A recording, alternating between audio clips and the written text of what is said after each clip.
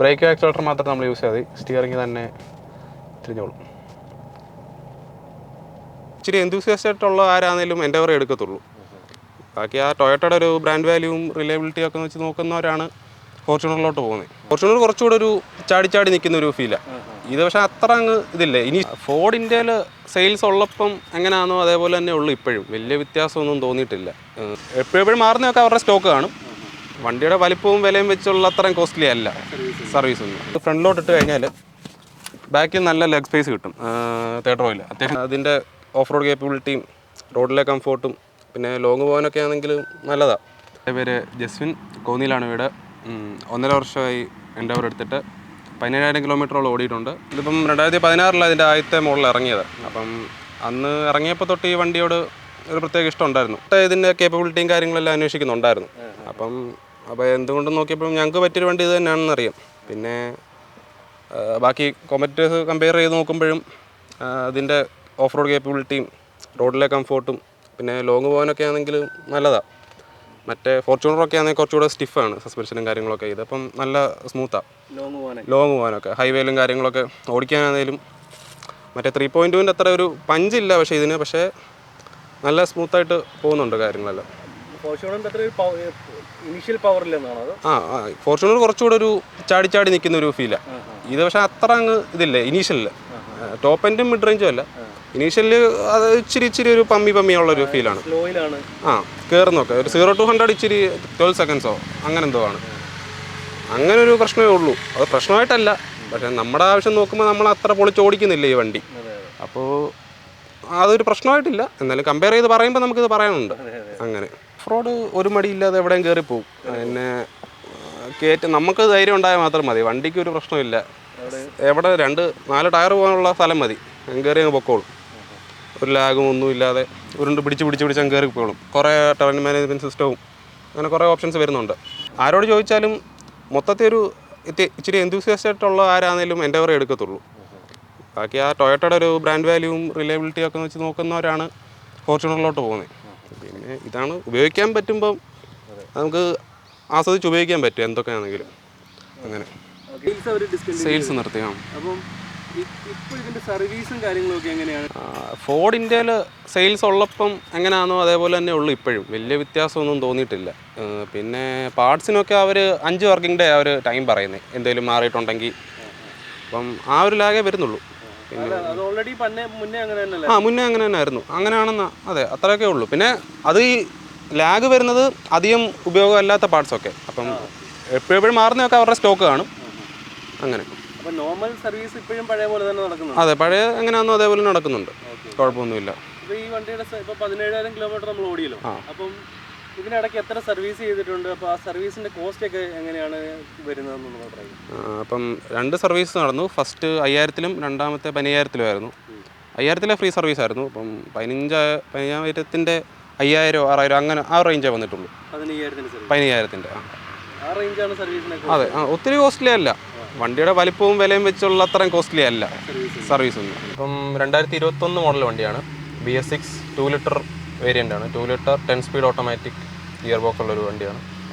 വില ഞങ്ങൾ എടുത്ത സമയത്ത് 44,000 അത് പിന്നെ എന്തോ 1 ലക്ഷം രൂപയോടെ കൂടിയായിരുന്നു അവസാനം നിർത്തുന്ന സമയമായപ്പോഴത്തേക്ക്. 45 വരെ എന്തോ പോയായിരുന്നു. അപ്പം ഓട്ടോമാറ്റിക് ഗിയർ ബോക്സാണ് വരുന്നത്. ഇവിടെ പാഡൽ ഷിഫ്റ്റ് വരുന്നില്ല, പക്ഷേ ഇവിടെ ഒരു +- സ്വിച്ച് ഉണ്ട് ഇതിൻ്റെ ഇവിടെ ആയിട്ട്. അത് ഇപ്പം 10 ഗിയറല്ലേ വരുന്നത്. അപ്പം അത് നമുക്ക് ഓരോ ഗിയർ മാനുവലി ഷിഫ്റ്റ് ചെയ്യാൻ വേണ്ടിയിട്ടുള്ള ഒരു സ്വിച്ചാണ്. പാഡൽ ഷിഫ്റ്റ് ഉപയോഗിക്കുന്നതിന് പകരം ഗിയറിൽ തന്നെ നമുക്കത് അപ്പും ഡൗണും ചെയ്യാം. പിന്നെ ഇതിന് വേറൊരു സ്പെഷ്യാലിറ്റി വരുന്നത് വെച്ചാൽ ഈ 10 ഗിയറും നമുക്ക് തന്നെ കസ്റ്റമൈസ് ചെയ്യാം. വേണമെങ്കിൽ 1 തൊട്ട് 4 വരെ ഷിഫ്റ്റ് ആയാൽ മതി എന്ന് പറഞ്ഞാൽ അതിൻ്റെ 4-ൻ്റെ ഇടയ്ക്ക് കിടന്ന് കളിച്ചോളും. അതങ്ങനെ സെറ്റ് ചെയ്യാൻ പറ്റും. അത് ഇതിൻ്റെ അകത്ത് തന്നെ സെറ്റ് ചെയ്ത് വെക്കാൻ പറ്റും. നമുക്ക് 1 തൊട്ട് 4 വരെ പോയാൽ മതി എന്ന് പറഞ്ഞാൽ അത് തന്നെ ആ 4 ഗിയർ വരെ ഓട്ടോമാറ്റിക്കലി അത് തന്നെ കയറുകയും ചെയ്ത് താഴോട്ട് പോവില്ല. 5-ലേക്കും 6-ലേക്കും അല്ല, 5-ലേക്കും 6-ലേക്കും പോയില്ല. അപ്പോൾ ആ 4-എണ്ണത്തിൻ്റെ അകത്ത് കിടന്ന് കളിച്ചോളും. അങ്ങനെ നമുക്ക് ഇതിൽ അത് ഏത് ഗിയറാണ് അത്ര നമുക്ക് സെറ്റ് ചെയ്ത് വെക്കാം. പിന്നെ സ്പോർട്സ് മോഡ് കാര്യങ്ങളുള്ളതുകൊണ്ട്. പിന്നെ ഓഫ് റോഡിനായിട്ട് എത്ര മോഡാണുള്ളത് വണ്ടിയിൽ? 4 4 ഓഫ് റോഡ് മോഡ് വരുന്നുണ്ട്. സ്നോയ്, മഡ്, സാൻഡ്, റോക്ക്. പിന്നെ ഒരു ഹിൽ ഡിസൈൻ കൺട്രോൾ എന്ന് പറഞ്ഞൊരു നമ്മൾ നല്ല കുത്തിറക്കമൊക്കെ വരുമ്പം ഇതിട്ട് കഴിഞ്ഞാൽ വണ്ടി തന്നെ ബ്രേക്ക് പിടിച്ച് ഇറങ്ങി അങ്ങ് പൊക്കോളും. നമുക്ക് ഇച്ചിരി പേടി തോന്നുന്ന സ്ഥലത്തൊക്കെ വണ്ടി തന്നെ ചെയ്തോളൂ അതിൻ്റെ പരിപാടി.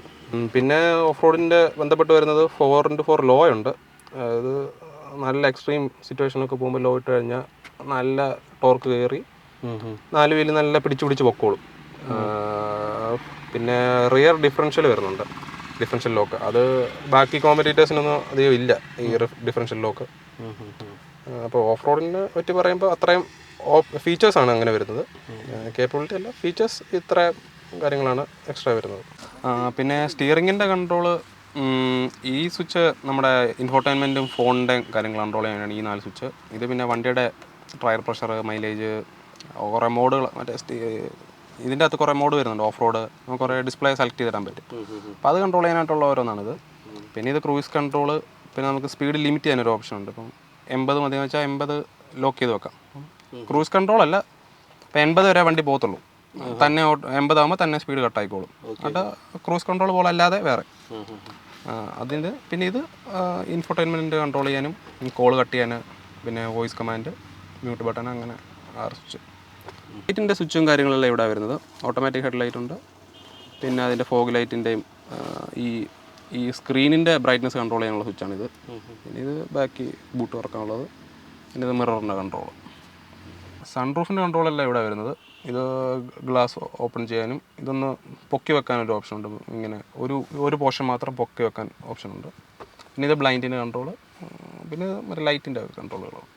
മൈലേജ് കമ്പനി പറയുന്നത് 10 പറയുന്നത്.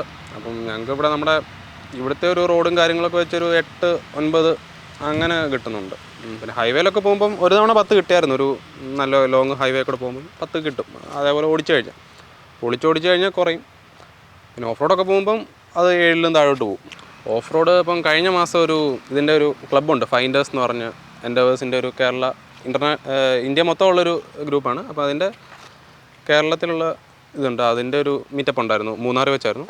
അപ്പം അന്ന് കുറേ ഓഫ് റോഡും കാര്യങ്ങളൊക്കെ ഉണ്ടായിരുന്നു. നല്ലതായിരുന്നു. ചില സ്റ്റേജൊക്കെ ഇച്ചിരി എക്സ്ട്രീം ആയിരുന്നു.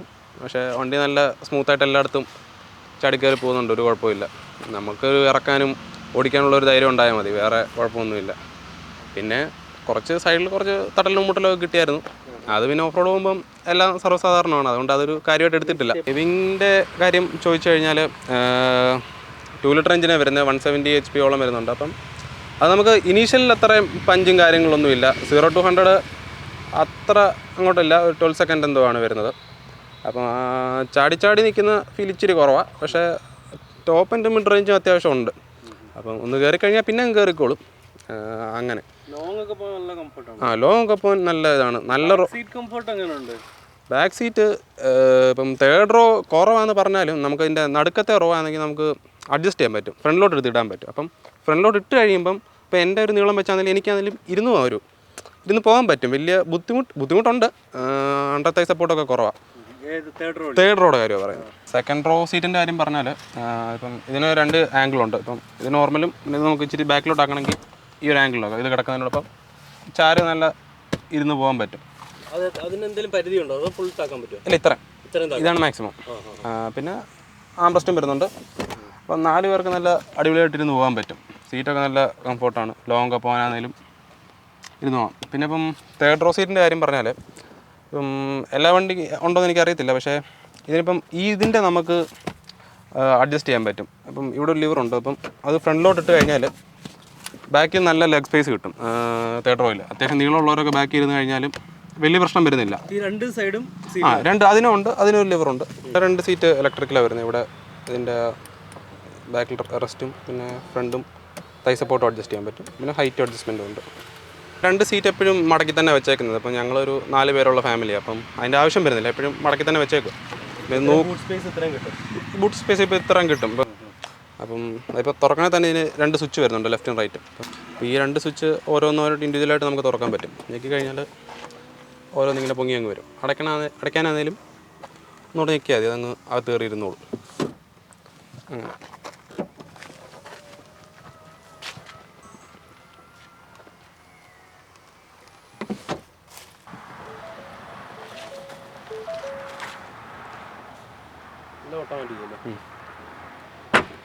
പിന്നെ ഇതിന് പാരൽ ഓട്ടോമാറ്റിക് പാർക്കിംഗ് എന്ന് പറഞ്ഞൊരു ഫീച്ചർ കൂടെ വരുന്നുണ്ട്. അപ്പോൾ ഇവിടെ ഒരു സ്വിച്ച് ഉണ്ട്, അതിലേക്ക് കഴിഞ്ഞാൽ വണ്ടി ഇങ്ങനെ എൻ്റെ ലെഫ്റ്റ് സൈഡിൽ ഇങ്ങനെ സെർച്ച് ചെയ്യും ഏതെങ്കിലും സ്ഥലമുണ്ടോ എന്ന് നോക്കും. ഇപ്പം ഇങ്ങനെ പറഞ്ഞു space found, please drive forward, അവർ പറയും എന്തോ ചെയ്യേണ്ടതെന്ന് ഇങ്ങനെ പറയും.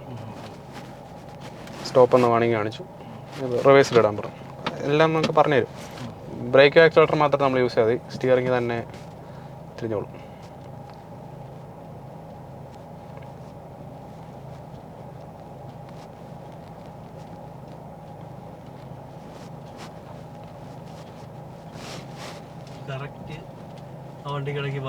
കറക്റ്റ് അതിന് പാരലായിട്ട് പാർക്ക് ആയിക്കോളും.